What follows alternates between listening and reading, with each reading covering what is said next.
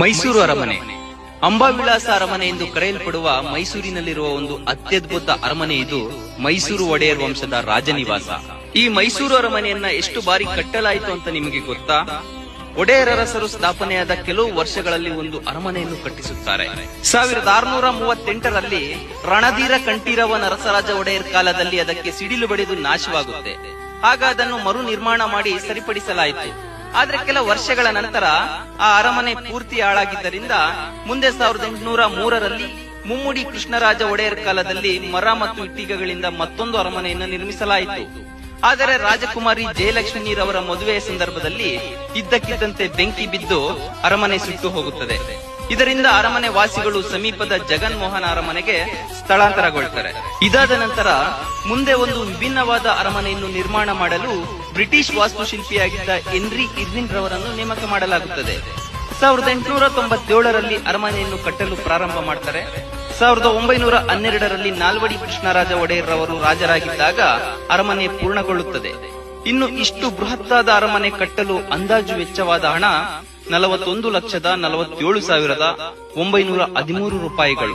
ನಾವು ಅರಮನೆ ಪ್ರವೇಶವಾದ ನಂತರ ನಮಗೆ ಕಾಣಿಸುವುದು ಬೊಂಬೆ ತೊಟ್ಟಿ. ಪ್ರಪಂಚದ ನಾನಾ ರೀತಿಯ ಚಿನ್ನ, ಬೆಳ್ಳಿ, ಅಮೃತಶಿಲೆ, ದಂತಗಳಿಂದ ಮಾಡಲ್ಪಟ್ಟ ಅನೇಕ ಬಗೆಬಗೆಯ ಬೊಂಬೆಗಳು ಕಾಣಿಸುತ್ತವೆ. ಹಾಗೂ ಅರಮನೆಯಲ್ಲಿರುವ ಆನೆಯ ತಲೆಗಳು ನಿಜವಾದ ಆನೆಯ ತಲೆಗಳಾಗಿವೆ.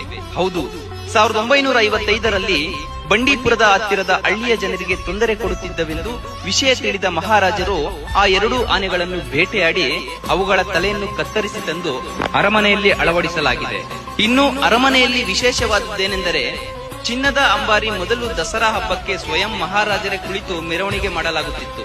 ಆದರೆ ಈಗ ಅಂಬಾರಿ ಒಳಗೆ ತಾಯಿ ಚಾಮುಂಡೇಶ್ವರಿಯ ಮೂರ್ತಿಯನ್ನಿಟ್ಟು ಮೆರವಣಿಗೆ ಮಾಡಲಾಗುತ್ತದೆ. ಮತ್ತು ಈ ಅಂಬಾರಿಯನ್ನು ನವರಾತ್ರಿಯ ಸಮಯದಲ್ಲಿ ಮಾತ್ರ ಸಾರ್ವಜನಿಕರು ನೋಡಲು ಅವಕಾಶ ಸಿಗುತ್ತದೆ. ಇನ್ನು ಅರಮನೆಯಲ್ಲಿರುವ ದರ್ಬಾರ್ ಹಾಲ್, ಇಲ್ಲಿನ ಭವ್ಯವಾದ ಕಂಬಗಳು, ಚಿತ್ತಾರವನ್ನು ನೋಡೋಕೆ ನಿಜವಾಗಿಯೂ ಎರಡು ಕಣ್ಣುಗಳು ಸಾಲೋದಿಲ್ಲ. 1942ರ ಜಯಚಾಮರಾಜೇಂದ್ರರವರ ಕಾಲದಲ್ಲಿ ಅರಮನೆಗೆ ವಿದ್ಯುತ್ ದೀಪಾಲಂಕಾರ ಮಾಡಲಾಯಿತು. ಇಡೀ ಅರಮನೆಗೆ ಬರೋಬ್ಬರಿ 97,000ಕ್ಕೂ ಹೆಚ್ಚಿನ ಬಲ್ಬ್ಗಳನ್ನು ಅಳವಡಿಸಲಾಗಿದೆ. ಇಷ್ಟೊಂದು ವಿದ್ಯುತ್ತನ್ನು ಅರಮನೆಯಲ್ಲಿ ಬಳಸುತ್ತಿರುವುದರಿಂದ ಪ್ರತಿ ವರ್ಷ 80 ಲಕ್ಷಕ್ಕೂ ಅಧಿಕ ಕರೆಂಟ್ ಬಿಲ್ ಬರುತ್ತದೆ. ಅಂದಿನ ರಾಜರು ಶತ್ರುಗಳಿಂದ ತಮ್ಮನ್ನು ತಾವು ರಕ್ಷಿಸಿಕೊಳ್ಳಲು ಮತ್ತು ಖಜಾನೆಯನ್ನು ಬಚ್ಚಿಡಲು ಅನೇಕ ಸುರಂಗಗಳನ್ನು ಕೊರೆಸಿದ್ರು ಅಂತ ಹೇಳಲಾಗುತ್ತೆ. ಮೈಸೂರು ಅರಮನೆಯಿಂದ ರಾಣಿ ಬಂಗಲೆಗೆ ಮತ್ತು ಅರಮನೆಯಿಂದ ಶ್ರೀರಂಗಪಟ್ಟಣಕ್ಕೆ, ಮತ್ತೊಂದು ಅರಮನೆಯಿಂದ ಚಾಮುಂಡಿ ಬೆಟ್ಟಕ್ಕೆ. ವೀಕ್ಷಕರೇ, ನೋಡಿದ್ರಲ್ವಾ ಮೈಸೂರು ಅರಮನೆಯ ಇತಿಹಾಸವನ್ನು? ನೀವು ಒಮ್ಮೆ ಮೈಸೂರು ಅರಮನೆಗೆ ಭೇಟಿ ನೀಡಿದ್ರೆ ದಯವಿಟ್ಟು ಕಾಮೆಂಟ್ ಮಾಡಿ.